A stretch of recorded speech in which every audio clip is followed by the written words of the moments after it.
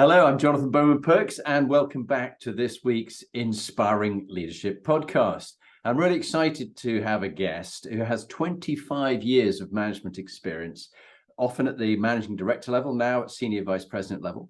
And she is coming from Singapore, and I have turned the globe around in your honor. So it's facing towards Japan, Asia Pacific, China, Greater China, the areas that she looks after with her amazing organization. And it was Graham Brown who recommended, said, look, this woman is amazing. She's very inspiring. And it's always, I love having guests who are recommended by everybody else. I don't think it's just genuine when people say, I'm inspiring, have me on your show. It doesn't kind of work. So other people have to recommend them. And with that experience in her current organization and Telstra and Randstad as well, a lot of experience in tech companies, professional services, from startups to more mature companies. So without further ado, I'll hand over to her and she can explain who she is and what they do. Thank you, Jonathan. Gosh, that's a very high bar, but appreciate the fact that you've got the world. We do see the world in a different place than if you live in the US or someone else. So hi, everyone. My name is Marjet, Andriesse, Dutch native. That's why the J is soft if you ever look me up on LinkedIn. I work for a company called Red Hat.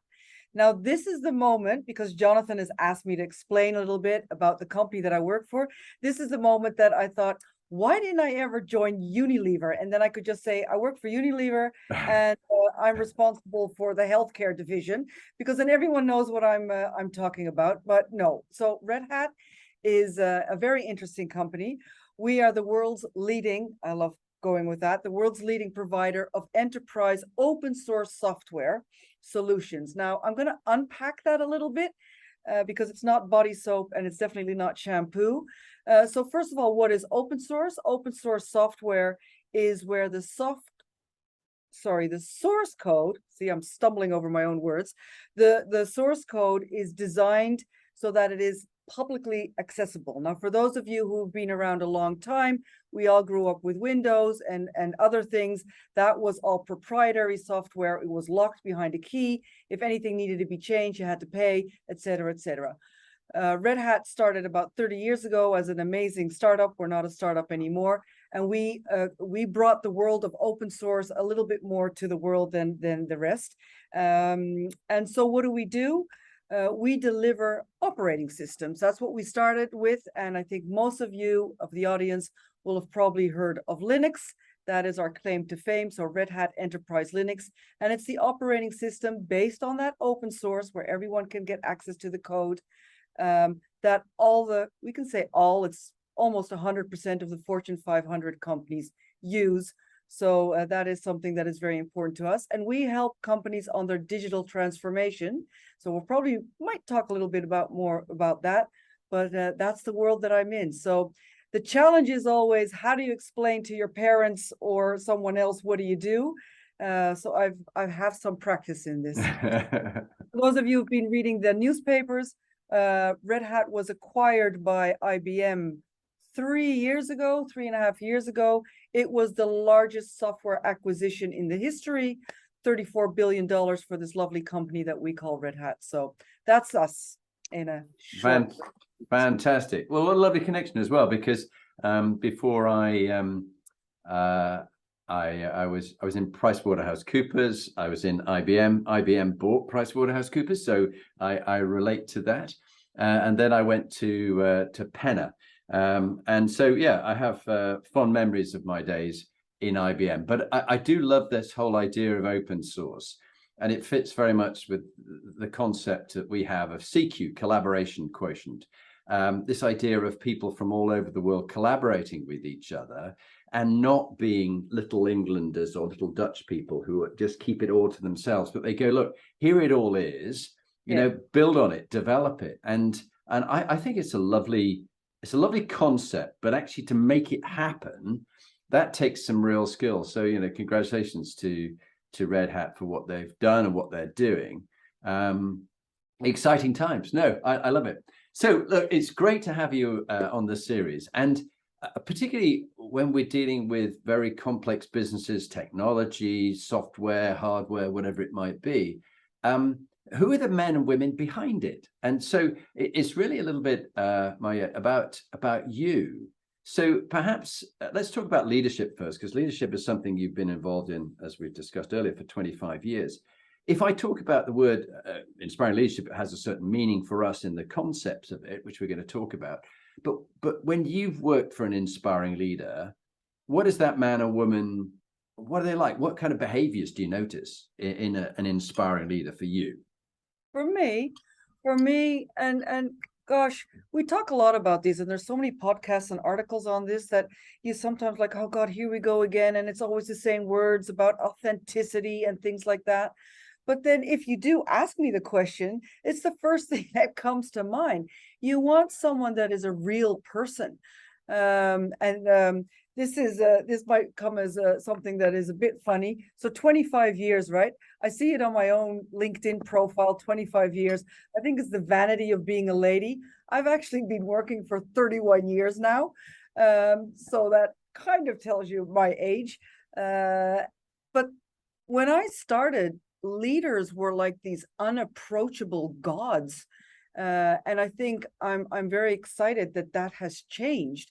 And I'm only happy that I think that is something that inspires me. And I hope, to give on the baton to the next generation, who are much more critical, Generation X and Y and whatever they're called. But being a real person at the, those godlike people. And then in my days, it was usually there were only men. It's like you would almost shiver when they would, in the old days when you have these big buildings and you would get into the elevator and then, oh, lo and behold, he's with me in the elevator, and you would just cringe because you wouldn't know what to say. Not that you had to, because they didn't speak with you anyways. And the old days when they had their key to the elevator so that they could go in one go to their floor, so that they, oh my gosh, wouldn't have to speak with the normal people. And I think, oh, we've come so far. But yeah, being a real person, being authentic, being straight, being fair, being honest, those are things that are inspirational for me. And we talked about humor. Yeah, humor is one of them too. You gotta have a little bit of humor around there. Well, it's so interesting. You've triggered for me lift images in my mind of the people I've been in a lift with. And if I so think you're spot on. If I compare the old guard with the younger generation of CEOs and senior leaders, it's completely different. So on the one hand, we have sort of Field Marshal the Lord Inge, who sadly passed away a few weeks ago. But he put the fear of God into me when I was his assistant, when he was head of the army. And sitting in a limousine with him going to the airport, I just was in fear of my life. And this person, he would, haven't you done this? And why not that? And we had a flight to Zimbabwe. And I thought, great, we're traveling first class, the head of the army and his assistant.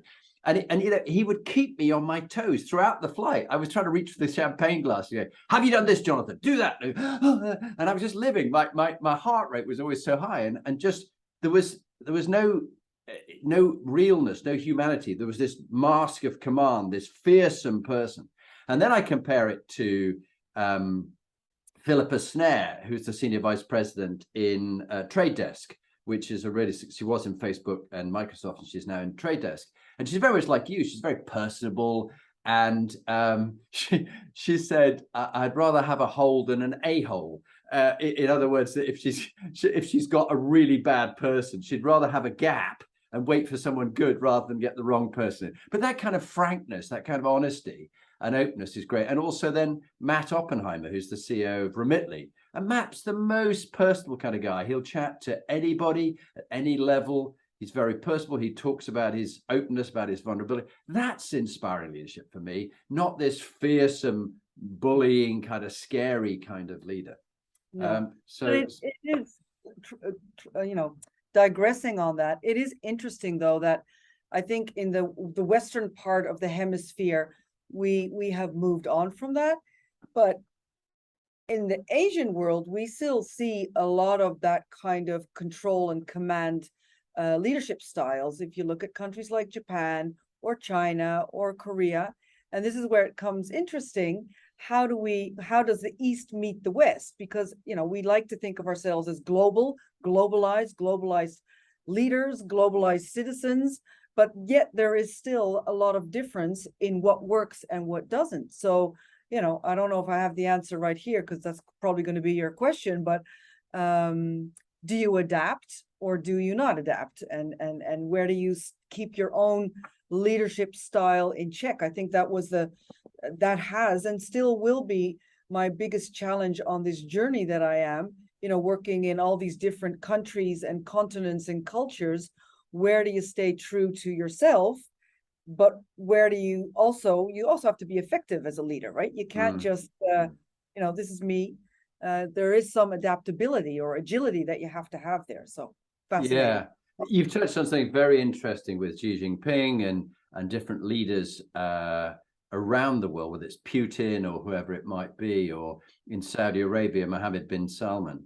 That there's a very interesting book, well worth reading, or in my case, as a dyslexic, I listened to these books, called The Age of the Strongman by Gideon Rachman.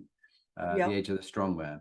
And in it, he said, you know, there is this, like Xi Jinping and others, this fearsome command and control of the old guard that I was talking about, where one man has control over everybody and puts himself like Erdogan in Turkey in power for years, you know, unlimited power, Orban, that kind of stuff in Hungary.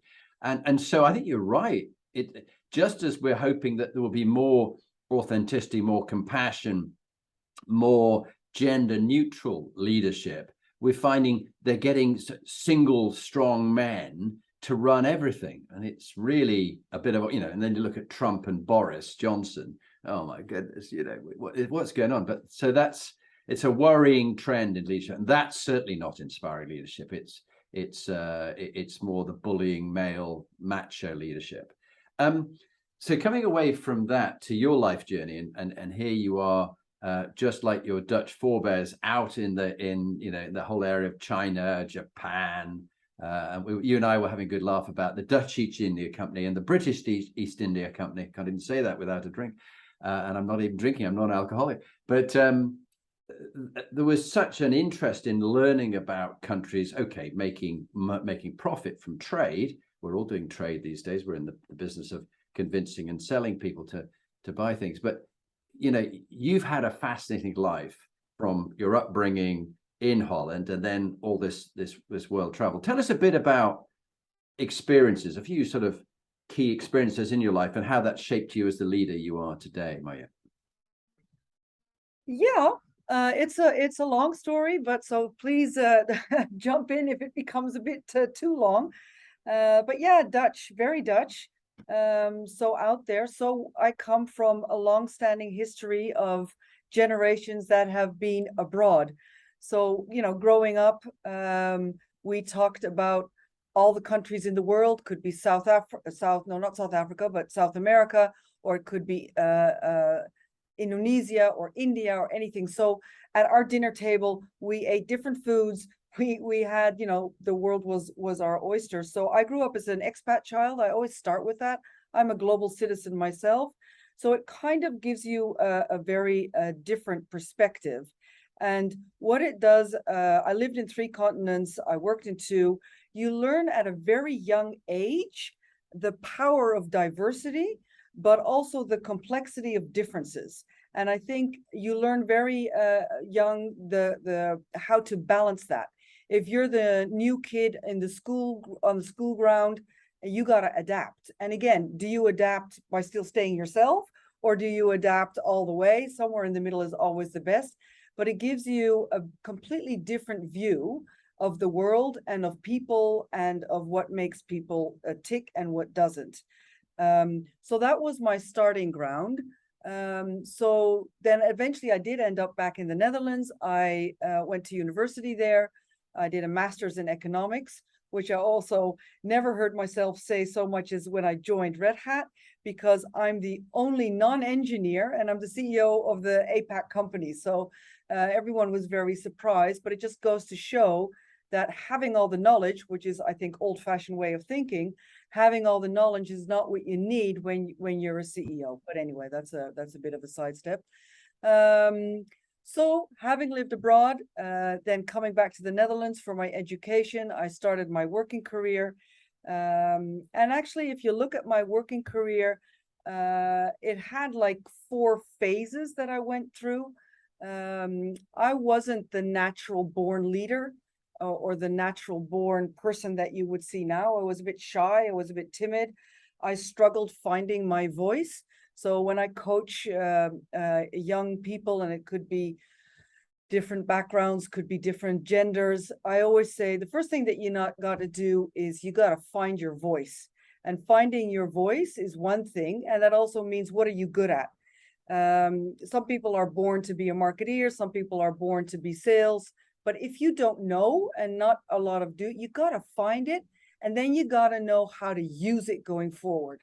So I always say that was a long phase that I went through. It took me a bit longer than my peers. So while they were rising through the ranks, I just got, passed over for promotion. Nobody ever believes me when I tell this story. They always say, "Oh, you must have been one of those people that just boom." I said, "No way, Jose." Being insecure sometimes also is helpful. But anyway, so that was the first phase. Once I found my path, and that was when I went into sales, which was interesting for my generation. Salespeople were non-academics, older men. Yeah. That was it. You could see it. You probably kind of envision that. So there I was coming in, and always surrounded by this whole generation of old way of doing sales. But I quickly found out that my strategic thinking and my gosh, the confidence and the fact that I understand a lot and I listen very well, I could solve a lot of complex situations for customers, and then you're on your fast track in sales. It always was strategic sales. I was never good in the regional sales where you got to do high volumes. It was always very complicated. And then you go from being the account manager, the junior rep, to the account manager, to the sales manager, to the senior sales manager, and then you're all of a sudden you're a sales director. I love doing that journey. I always recommend it to people. It's good having been at the bottom somewhere. I always argue, I have a few friends of mine that work for the prestigious consultancy firms, the McKinseys, the Bains, the BCGs. And I always say, you guys were born telling other people what to do, but sometimes it helps being at the end of the food chain, just being the person that carries the boss's bag and has to make minutes and then get scolded at because the minutes aren't right and things like that. It's very helpful. I thought it was a very exciting time in my career. But and then I thought I want to do something else. Then I switched careers. So I went from the telco industry, I went to the HR services industry, with a wonderful company called Randstad. And I went from being manager of the year, I always say, to being not the manager of the year. And what it learned is that you got to stress test your management style. Because if you stay in the same industry and if you stay in the same company, you will perfect that, to the last mile, to the last minute. And it works because you know exactly which buttons to push, you know exactly what to do. If you go somewhere completely different, this was still in the same country, so it wasn't the cultural aspect. And then all of a sudden, other dynamics, other rules, other way of managing, and people look at you like, what the heck is this lady doing here? It's very humbling. And I always say, find a place in your career where you can stress test your management style and see how you can round it out. And yeah, that was humbling. Like I just said, it was great. I found my feet again. And then came the biggest shift that I said, all right, I've done this. Now I want to become a GM or an MD or a country manager, whichever word you like. So, and I wanted to go abroad. Yeah, and that's different again, because you think you know everything when you're leading a business unit in a big company at the headquarters. You think you've got it all. But once you're out there, really out there on your own, you realize, and it doesn't matter if it's a big country or a small country, big operation, small operation, the buck stops with you. No one else. There's no one else. You can't, it's you for everything. And I remember there was a very nice boss that I had in those days. And I said, yeah, I think this country is too small for me. Shouldn't I go to a larger operation? And he said, doesn't matter if it's strong or if it's big, because going forward, you're going to have to get used to the fact that every 10 minutes of your day, you're going to be asked different questions. One will be, what's going to be the color of our logo? To, you got a harassment case? To, your profitability isn't where it needs to be? To, you got to fire or hire people. And it's the constant rhythm that you have to go through that is something that you need to train you got to train your brain. I always say your brain is a muscle, and you got to get that flexibility, because once you really get the top jobs, that goes times 10 or 100 or X. And either you like it or you don't. I loved it. I thrived in it. I thought it was an amazing thing to really have that end opportunity. So yeah. And then the next phase is obviously running a region as a CEO or MD, where it's not more about yourself, but it's about empowering and getting other leaders to step up and step in. And that's what I call true leadership. And it starts by saying, I don't know. And it doesn't start by saying, oh, I'll tell you what to do because I'm the boss. And I think the whole I don't know, it's such a empowering thing for yourself. So little bit. Yeah, well, that's fantastic. And so many things that I want to build on, because I love what you've said and the experience that you've had. First, let's work backwards from I don't know. The best CEOs, MDs, regional leaders I've come across, or leaders at any level, to have the vulnerability and the humility to say, I don't know, but I'll find someone who does, and be comfortable with that, rather than thinking they have to be the answer man or the answer woman. And there's that excellent book by David Marquet, who's a submarine commander who I had on the podcast, called Turn the Ship Around and Leadership as Language. He does two books. And in the little video he's got, which I recommend you and others listen to, it's called Greatness. It's on YouTube, and got little cartoonists drawing things as he's talking. And it's really got masking tape over the leader's mouth. But the leader's saying, this is my intent. This is what I want overall strategically to happen. What's your intent to achieve mine? And then they've got 136 people thinking for themselves, rather than, what should we do? Everybody delegating up to Marjet, what should I do? And the other thing is, in Red Hat or any other organization, what do you make? Well, of course, many people say, oh, we do software and open source. Well, actually, no, you make decisions. And you make decisions every day. And I think you've made this point better than any other leader I've heard for a while, about that, every 5 minutes, you've got a different decision. Now, if you can get decisions made at a lower level, the smaller stuff, you make the decision. What do you think? So I often find people come to the leader, and the leader goes, do this. Oh, do this. And they bring something else. What should I do now? Do this. And that's the wrong way. They go like, be a decision evaluator, have a meeting once a month. Go, look, I trust you. You get on and do it. I'm ultimately accountable for everything, but let me coach you and mentor you so you can think for yourself. And this is the greatest thing. So I think that's a lovely one. I do love the one about McKinsey. I was in PricewaterhouseCoopers myself as a consultant, and when we got bought by IBM. And there is this tendency for people, if you can do, if you can't teach, if you can do, if you can't become a consultant. Of course, I was a consultant, and now here I am coaching CEOs. But luckily, I have been a managing director myself in a PLC for some years, so I know what it's like. And I've also been a leader in on operations around the world in dodgy places like Bosnia and Northern Ireland. So I was under pressure, and they're all looking at me. What do you do now, boss? And you go, oh my God, someone could die if I don't make the right decision. Luckily, in your case, not many people, hopefully, are going to die. But I do think this thing about having had a moment where you've had to be at the front end, at the combat end of making decisions day to day, which do affect men and women's lives. And then I love your earlier point about flexibility.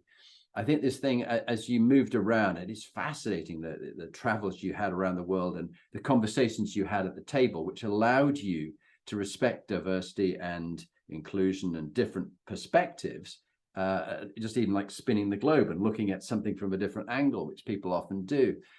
is that how are you rigid to this is how I am, and regardless of whoever I meet, I'm going to be this way? Or are you going to, I'll be a complete chameleon and I will adapt to everybody I meet and give them the answer they want?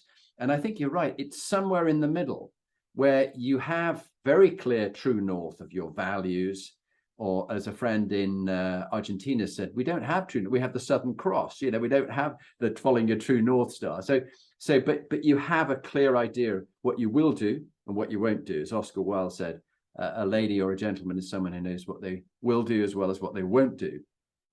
And I think that point about being flexible enough that you're not so rigid that you, like a metal bar, you snap, but you can bend like in the old palm tree in the storm. You can bend, right? Other trees just break off, but not so flexible. Not so flexible. That is beautiful. If I can jump in there, because I like sharing this story. A lot of people always ask, who do you look up to? Who inspired you? And I always find that a bit of a difficult question, because I don't see leaders or people around me like, oh, that's it. I think I'm a little bit, I've got this little backpack on my back, and I steal a little bit of here, I copy a little bit of that, and shape that to be mine. So there's not just this one leader or this one book that did it, but what was very fundamental for me is the upbringing that I got from my parents. And I was a rebellious child, so probably if you would have asked this to me in my 20s or 30s, I would have said, oh my God, not my parents. But now in my 50s, I'm like, my gosh, I'm very blessed with that, hard love upbringing that I got. And when I moved for my job to Japan, and I'll set the scene a little bit. My parents had lived in Japan, so when I was an expat child, I grew up in Japan. So he was very attuned to the culture, etc. Very successful businessman himself. And he gave me a book to read, and it was about the samurai way. And we all know that a lot of the leadership ways go back to the Japanese way of doing and thinking. But he put a card in it, and he wrote with his lovely handwriting to me, very old-fashioned, with the date and the place. And he wrote to me, he said, be as bamboo, bend, but do not break. And it took me a while. I thought, oh, that's a very nice saying, la-di-da. And only when I was in Japan for maybe 2 years, I really understood what he was trying to tell me. And the other value that is very strong for me is my mother's side, where, she really pushed on being a how do you say that? Being a good person, well-mannered person. And also, I am a girl, being a very well-mannered lady. And also, when you're young, you're like, what does that matter? But I think it served me well. And together, it was always be humble and show respect. And that framework for me has served me very, very, very well, because it doesn't matter and I've had the amazing opportunity throughout my career to speak with ministers and with prime ministers and with mayors and with high commissioners. I never knew the difference, but working for an Australian company, you find out what high commissions mean, and ambassadors, and even the royal family in Japan, which is an experience in itself. But also if you work with, it doesn't matter if it's the janitor or the tea ladies as we have here, you always know how to set yourself. You always know how to behave yourself.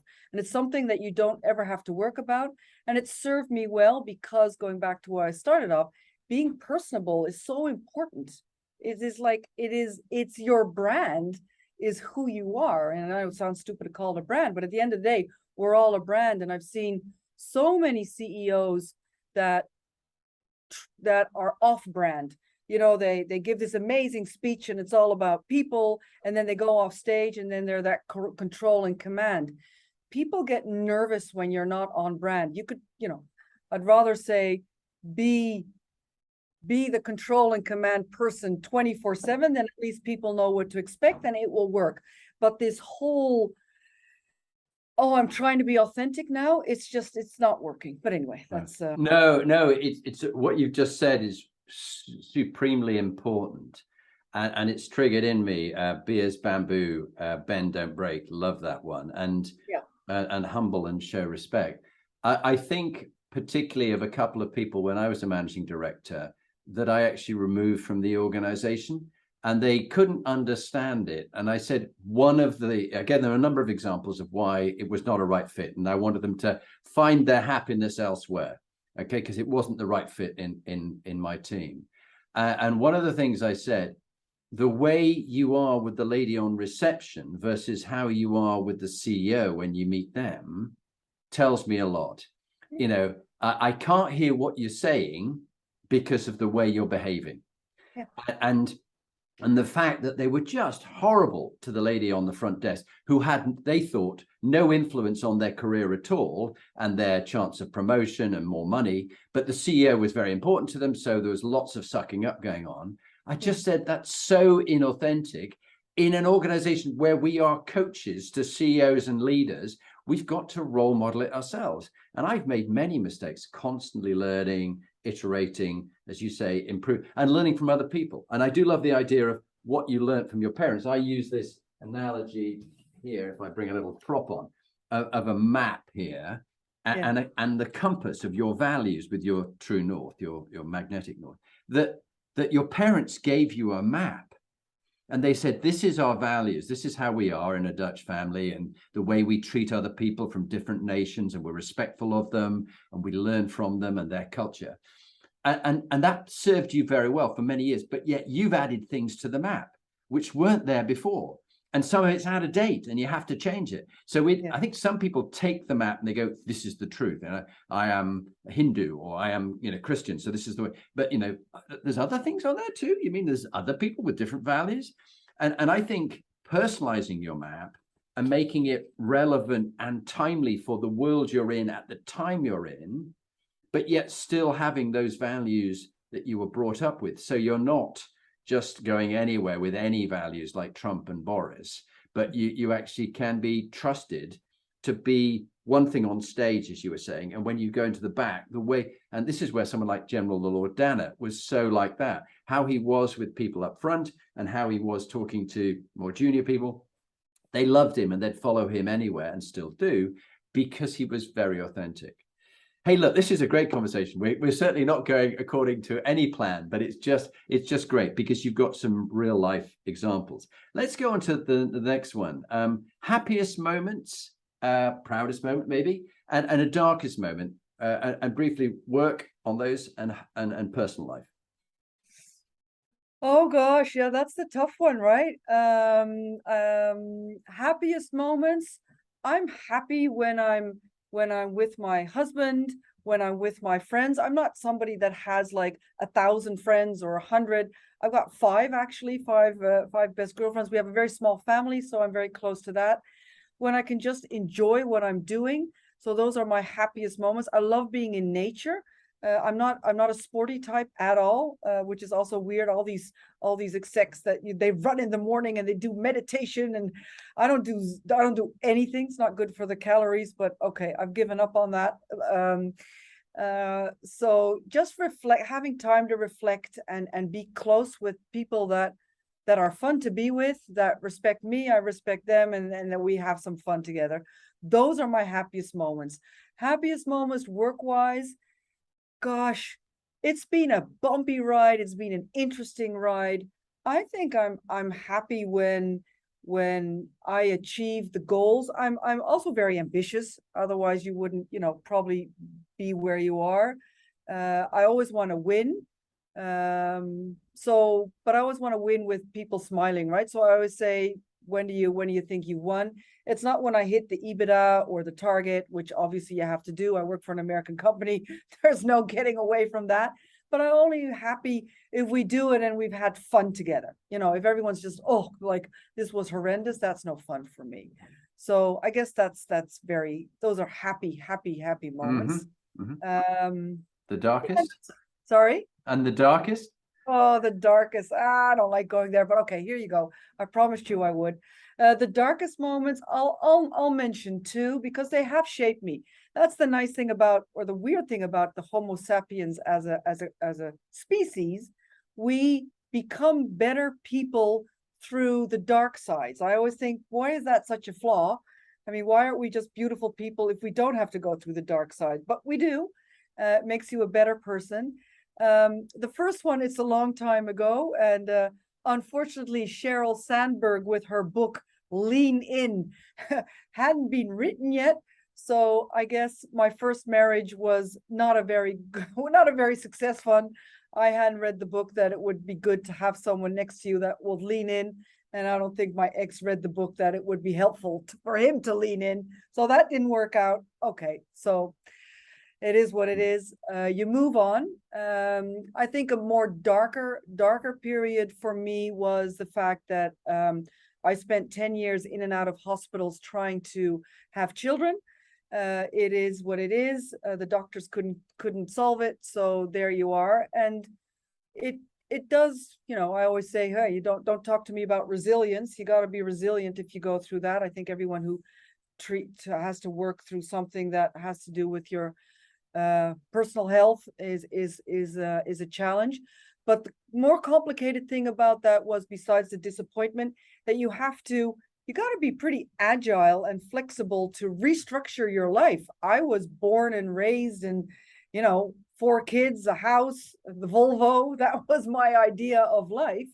And yeah, the career part was, I don't know, probably somewhere in that mix, but in that order. And when that falls through, yeah, you can't just sit by and go, okay, well, that's it. If life gives you lemons, yeah, it's a famous one, you make lemonades, but in the beginning, the lemonade is still a bit sour. And I think life teaches you how to add more sugar over the years. And then finally the lemonade tastes nice. And you get to a point where you're okay with what cards that life has treated you. And you see that with a lot of people who have dealt with partners that have, you know, or you get sick, or there's a whole lot of mess out there. And again, you know, you got to realize we're all humans, and it's nice what you see, what you get back when you share these stories. I never shared them in the beginning. Everyone always thought I was just a career woman, not wanting to have children. And once I was old enough to be able to share that story, I thought it was actually endearing, the reactions you got and the connection you get with people. And you read that about people who go through horrible sicknesses like cancer, etc. You connect. Yeah. Well, look, firstly, I'm really sorry for what you went through on both those. And I too had a first marriage, which I got wrong. You know, both sides were to blame, but I had my big part to play. And now I've remarried like you, and blissfully happy, and I found my soulmate. You sort of almost like you get a second chance at life, really. But the whole thing about the mindset that we think this is how my life's going to be. I'm going to have 4 kids and the Volvo, and you couldn't. I'm really sorry for that. However, what's so interesting, I've been thrown a number of curveballs, which I won't go into because this is about you, but not about me. And when things didn't work out as I thought, or tragedy happens, I found the old Stoic philosophy, even though I had a Christian upbringing and Quaker as well, the Stoic philosophy of Marcus Aurelius, Epictetus, and Seneca of you control the controllables. You can control your thoughts and your actions. You can't control what happens to you in life, what happens to your body. And this is where Viktor Frankl's book, Man's Search for Meaning, he goes, the Nazis were experimenting on my body, but the only thing I could control is my thoughts and my actions. But they were doing horrible things to my body. And your body will let you down. I've been seriously ill last year, was in utter agony and in hospital. I'm better now, but I had no control over that. And so I do think it's great when inspiring leaders like you, Marjet, share that you haven't had this gilded path and it's all been so easy for you. And, I chose these things. No, life threw some curveballs at you. And it's not the fact you have the problem, it's how you respond to it, isn't it? Yeah, it is. And I think, and that's, like I said, that's what makes us, I think, rounder people. And unfortunately, like I said, it's a flaw in the way of the Homo sapiens. It also makes us better people because you've been forced to think about what's relevant and what's important in life. And actually, you can live without the Volvo because you work with different ways, you know, like you work on an extended family. So that's why my friends, as I said at the beginning, I don't have 100 friends. I've got 5. And for me, that's my extended family. That's my Volvo filled with not kids, but large people. And it is humbling how that can, not humbling, endearing, how that works out. But yeah, it builds a lot of grit. I think that's another word that you can use. And it's, yeah, it's taken me some time, 56, 57 in October. It's brought me a lot, but it took me quite a few years before I could say that out loud. I think so. And it's situations that happen to us, you know, will make us upset, and things that happen, whether people who are close to us who've been killed or died, as has happened with me. It's just, you can't bring them back. You can't change how it is, but it doesn't take away that it's still painful. It's still difficult. It does help though if you have, is it a role model? I don't know. But if you have someone, I always take great learnings from my grandmother. You can do the math. In the Netherlands, Second World War wasn't very favorable for her. It ended miserably. Long story, I won't go there. But if someone got lemons, my gosh, you got a whole tree full. And if someone was amazing at making lemonade, it was my grandmother. So I have so much respect for that. And maybe in my darkest moments, because she passed away when I was 24, 25. So before this whole thing happened to me. And I would think about her and I thought, God, how did she go through all this? Because I never had the opportunity to talk about her dark moments, you know, different generation, obviously, can't talk about it. But I could see that, you know, what she did, how she did. And I thought, how amazing to still be a wonderful person and create happiness. And anyway, this is where today, yes, as leaders, we can't imagine what it was like. And we start complaining about first world problems. You know, this train's, you know, 5 minutes late. How dare it be 5 minutes late? Or, you know, I have got children. I've got 4, 2 of my own and 2 stepchildren, and they're in their 30s to their 27-year-old. And they've got partners and things, and their generation, it's very interesting hearing their conversations. You know, they want experiences in life because they know they can't have some of the wealth that their parents have had. It's a different world, but often there's a sense of entitlement that didn't come from my mother, who grew up in the war and all the experiences she had, and grandfather killed when the airplane plowed into the side of a hill, and, you know, various other people all killed. And they were very grateful, and they still did things like rationing and, you know, make do, mend, do without. But now we want it all, and we want it now. Yeah.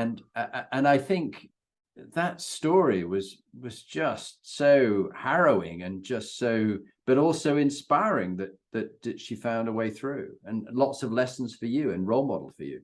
Lots of lessons, but I take it into stride, because on one hand side, I agree with you. Everyone's entitled, but I'm also from an entitled generation, born in the 60s. I mean, we had everything, you know, there's nothing that we can complain about. We think the next generation is even more entitled, but all right, let's, every generation complains about the next.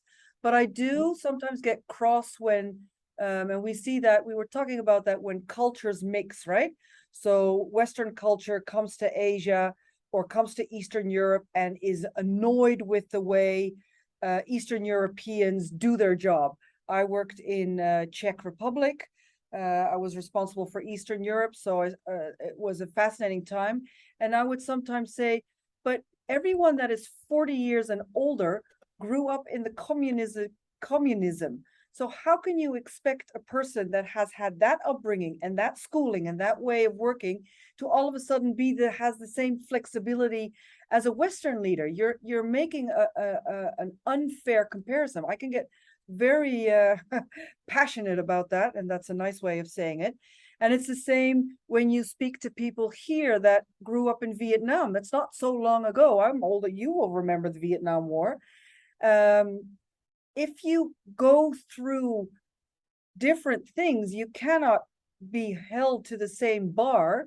And who says that our way, the Western way of doing things, is better?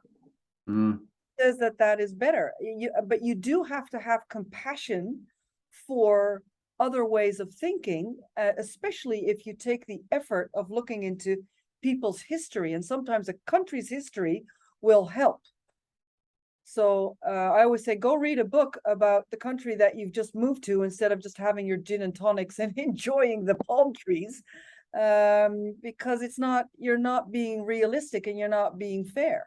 Yeah, I think that's a fascinating whole area of perspective and understanding others, and maybe even in my own way at times, partly just then, but generally I can be too judgmental about people who are different. I think I'm not, but I am, even in some of the comments I might make, and also attached to how things should have been. This non-judgment and non-attachment are two very Eastern philosophies, which, as I do listen to various Tibetan masters or do a bit of mindfulness or whatever it is, one of the big things is about letting go and not being so attached to something, and certainly not judging others. And I've enjoyed reading Ray Dalio's book called Principles of a Changing World Order, which is well worth reading. And of course, he's a financier with Bridgewater Associates, where he's a billionaire. But he, of course, sees the clash of two cultures, of the Chinese and the American cultures clashing. We've always been brought up on the American way is the right way. Well, who's saying it is? And the reserve currency won't be American anymore. It was, to begin with, as we discussed, Dutch, then it was British, now it's American, but it's going to turn and the reserve currency will be Chinese. And the Chinese hold a lot of debt for America. So there's a real problem brewing in your region. And I think, sadly, in my lifetime, we'll probably see another world war. It's going on at the moment economically. It's going on in cyber world. It's going on in all sorts of different ways. It's just called what the Russians call hybrid warfare. It's just They find different ways of doing it. I don't know. What's your view on the East versus West and what we can learn from the regions that you're in now? Because I'm sure there's a lot we can learn. That's a complicated question. I don't know if I can answer it like that. We can learn a lot from each other, but I like the way that you just framed it. The way that we from the West have been framed since probably before, but let's take 45 onwards. The American way is the right way. They are the good people. That's the way that it should be done, and everything is held against that. If you live here, you have a different framework. So in Asia, China is not per se seen as a horrible villain as it is portrayed in the West, at least if you read the newspapers. And I think that needs a little bit of counterbalancing. Now, I'm not stating that China is not. I'm staying away from that, but I do think that we need to keep an open mind. It's almost like we're going back to the Cold War, where all of a sudden Russia is bad again and China is bad. I thought we'd moved on from that, but it's like we're going backwards. And we ended, or the world ended, the Cold War because there was an open way of communicating with each other. There was Gorbachev. There was, there were people that were willing to see maybe they're not as bad as we think, or not the villain, etc. It's hard. I don't think I answered your question. No, but you did, and I've really enjoyed this session. We're going to be finishing in about 5 minutes. Can you imagine? But I just because we've had such a wide-ranging conversation based on your own experience as a leader, I've just thrown the other things to the wall for because I want to have this authentic conversation. You said about, inspiring leaders are authentic, they're real, and that humility and humanity. And we've had some quite deep conversations, but also when we were chatting before, we had a good laugh as well. Let's perhaps just in the last period of time, end with executive teams, then your favorite book, then the 2-minute top tip. Executive teams, you've created a lot of executive teams, you've inherited a lot of executive teams. So it's hard when you get somebody else's team and they go, I've chosen these people and they're fantastic. And you get there and you go, okay, they wouldn't be the people I would choose, but I suppose I've got them. What do I do with them? Who can I keep? Who's going to be, who's gone rotten and is spoiling the fruit bowl by just dissolving and being toxic? What's your experience on how you take on somebody else's team, make it your own, and make it high performing, and dealing with when there are people whose behavior is, to some people, toxic, to other people they're just misunderstood? Perhaps just share a bit about teams and what you've done to make them high performing. I find that the hardest thing in stepping into a new role, and I've done it now a few times. And the word toxic, right? It even sounds horrible. And there was this whole thing about, getting the right people on the right bus. And if they're not the right people, throw them off the bus. That was the best way to do it. I don't know. I'm still on the fence between what you should do. Keep the team and try and make it better and improve it, which will take more time, but then you've got a strong foundation. Or come in, set the tone, kick out the toxic, or kick out the underperformers. They don't even have to be toxic, and move on. I haven't cracked that now. If you have the right answer for that, then I think you could make $1 million on leadership books, because I've seen both styles, and both of them I think have pros and cons. I've kind of always tended towards keep the team in place for continuity. Has it always been a success? No, not really. On really toxic, I've been through toxic 360 degrees. I've had to lead a team where there was really toxicity. Is that English? I have no idea. I've been in a team where we as a leadership team were completely toxic with each other. And I've had a toxic relationship with my boss, if you want to call it that, director, boss, manager, leader. And I never knew what to do. And I can recommend this to everybody, to INSEAD. You don't have to go to INSEAD. You can go to Harvard. You can go to wherever. It's the advanced management program. It's a whole month internal, which is good. You're taken out of your role, and you just sit there with like-minded people. That's the good part about it, with all senior leaders. We're all struggling with the same thing. So not mid-level, but really you're there, you've accomplished it, but now how did they get to the next level of what you want to achieve?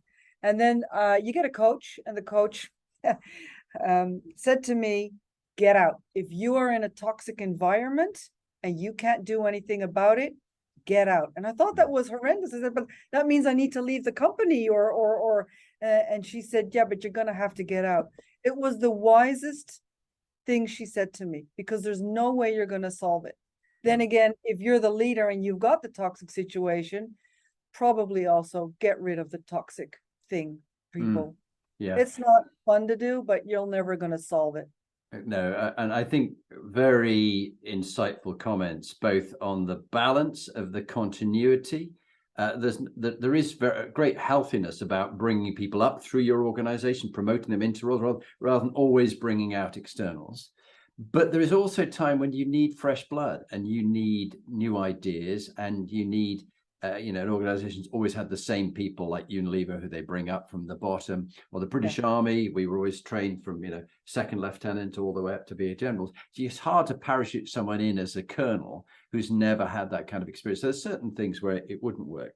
But I have found, and I have coached like you on a number of occasions to CEOs that I've been coaching, that somebody they have is so toxic, even though they're making a lot of money for them, that they have to go, because it's completely eroding the culture. They're saying one thing, but everybody's going, but you're letting this man get away with behaving completely unscrupulously and bullying people. Why? How do you let that go on? You're being blind to that. And so when they've done it, everybody's gone, what a relief. Thank goodness you've done this. And they've gone, but we're going to lose lots of money. No, actually, they make more money because they've been suppressing all the others. It's all been about them and their ego, and look at me, and I'm great. And also, I have, like your coach at INSEAD said, it's a great program. I did my a program at Harvard, but INSEAD would be a place I'd love to go as well. As I've said to a number of people, you need to leave the organization. You cannot, the only thing you can change is your own thoughts and your own actions. You can't change your boss. If your boss is toxic, you won't, by sucking up to them more, make them nicer people. They just bully you more, a bit like Putin would do. How do you get on with Putin? What do you do? Well, actually, you have to get away from them or get them out of the organization or whatever it is. You're not going to make them nice people overnight. They are by nature driven by certain darker forces, the old dark triad of narcissism, psychopathy, and Machiavellian traits. And I'm afraid there's too many of them around, and they're attracted to power and high status positions. So many people are working from them. You have to emigrate to avoid them.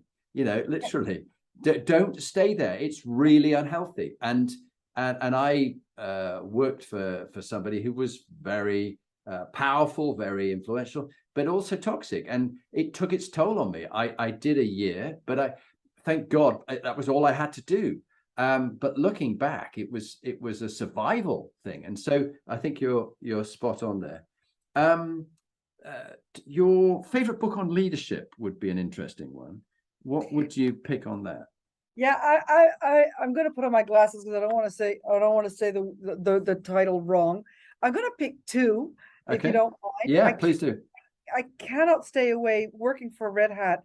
That we've got Jim Whitehurst, who was the previous CEO, and before that he was the COO of Delta. He really brought the company to exponential growth, and he wrote a book on, we are open source, and then the open organization, which is all, and we're talking about a lot about it now because it's really ingrained in tech companies. Open organization built on meritocracy, which was so cool when this was a startup and it went through, all these phases: freedom, courage, commitment, and accountability. And it's amazing. It's an amazing book. I can everyone go read it. But it's interesting to have a company that truly is built on meritocracy. There's no hierarchy. Yeah, you've got levels and spans, and then freedom. There's as much freedom as you want, but there's also accountability, which means there is no control and command. In a way, everyone can choose their own adventure, but you got to be accountable for what you do. And those two are so balanced. It's an amazing read. Another book from a fellow Dutchman, which intrigues me, is a gentleman called Frank Sloatman.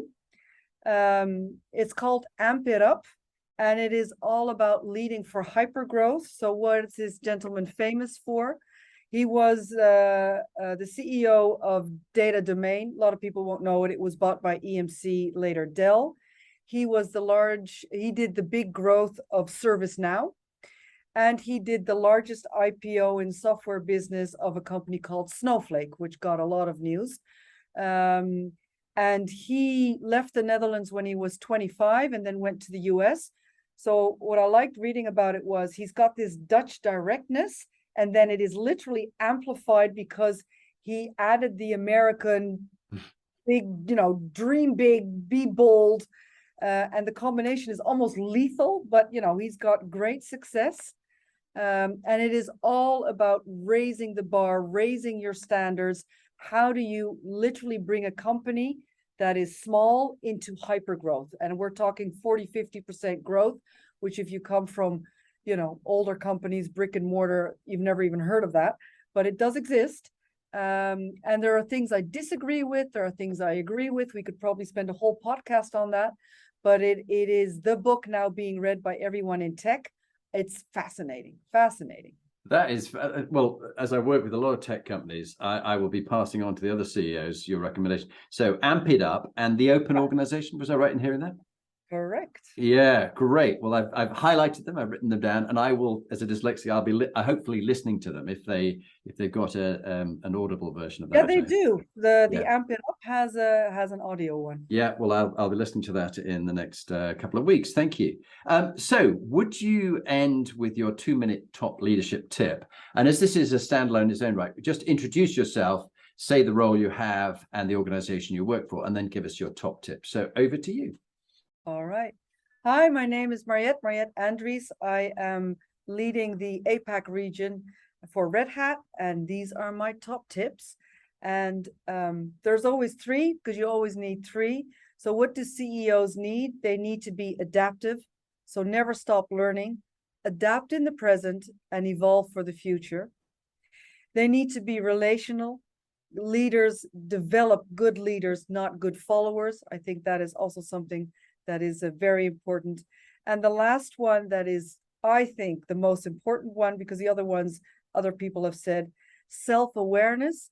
And I would call it out, guys and girls, CEOs, lighten up. Take your mission serious, take your goal serious, but please don't take yourself too serious. It's hard enough as it is. Enjoy what you're doing. It'll spread across your company, and you will see, your employee scores go through the roof. You'll also enjoy life a lot better. Please lighten up. Wow, that is fantastic. Thank you. It's been an absolute pleasure just stay on when we finish recording, but it's been an absolute pleasure having you on the series. And I think it's the first time I've 230 episodes, I've completely thrown it all out the window and just gone with these fascinating topics that you brought up, which is why you are an inspiring leader, but also you've been very authentic. And I thank you for that. And we've all benefited. So thank you for being on the Inspiring Leadership podcast. Thank you, Jonathan. It was a pleasure. The time literally flew by. So thank you for that. It did. Thanks.